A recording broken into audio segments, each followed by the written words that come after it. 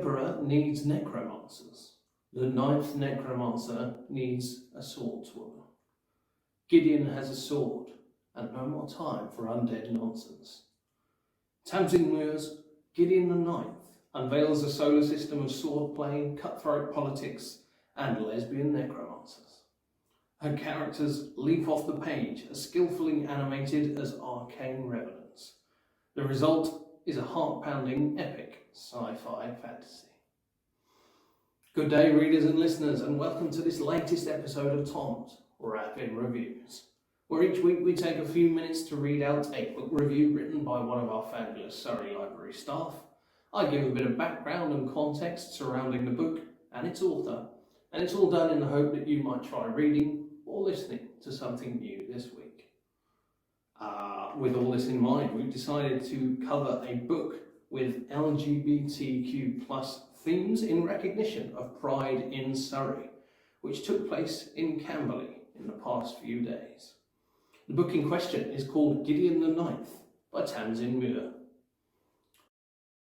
Tamsin Muir is a writer from New Zealand, born in Australia, who's been publishing writing in science fiction spaces since 2013.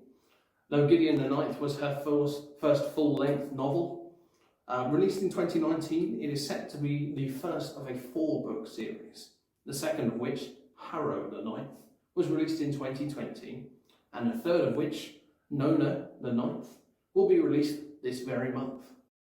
The novel won the Locus Magazine Award for Best First Novel.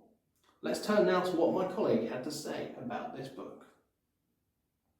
I had this suggested to me by a partner, he says, and I almost balked at the content in fear of something quite unsavoury and salacious. I'm very glad, though, that I took a chance on it, because what unrolled in front of me was a snappy, dry wit, and a tale quite unlike anything I'd read in some time. All the elements of space opera are here, with spaceships, emperors, royal houses, and a semi-feudal series of servants and retainers, coupled with a magical system that hand waves the how and the why, and instead hangs a complex mystery house story that combines elements of whodunit with procedural investigation.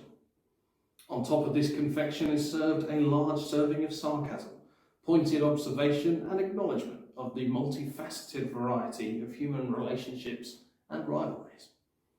The action, when it happens, is fast and well-paced, and by then you have had time to become invested in the various characters and even to have revised your initial assessments of them from when you first meet them.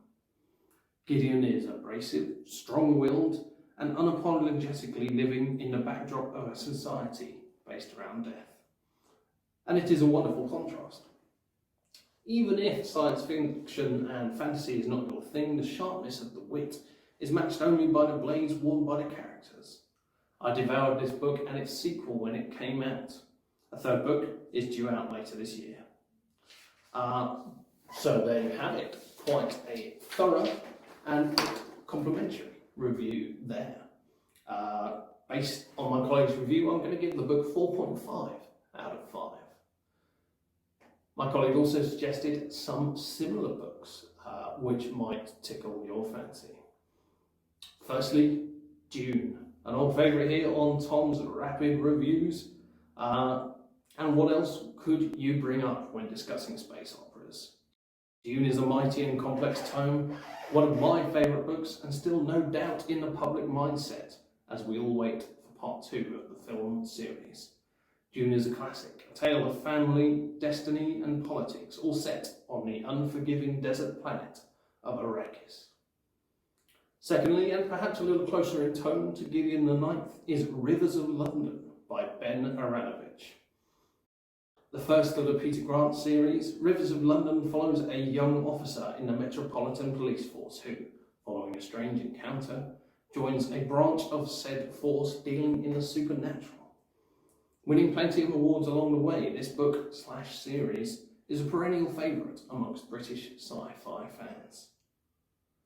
Finally, a couple of other books suggested which I weren't so familiar with, but think you might be keen to try.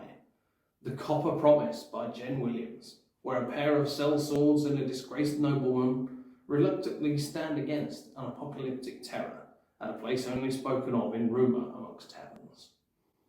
Then swinging the pendulum back towards the future, there's the Diamond Age, wherein nanotechnology infects every part of daily life, and two intersecting stories unfold as characters work against the status quo. So that's about everything this week, readers and listeners. The books I've mentioned, as well as plenty more, can be found or reserved at your local Surrey library, or by using the Libby or BorrowBox apps that Surrey Library members get access to.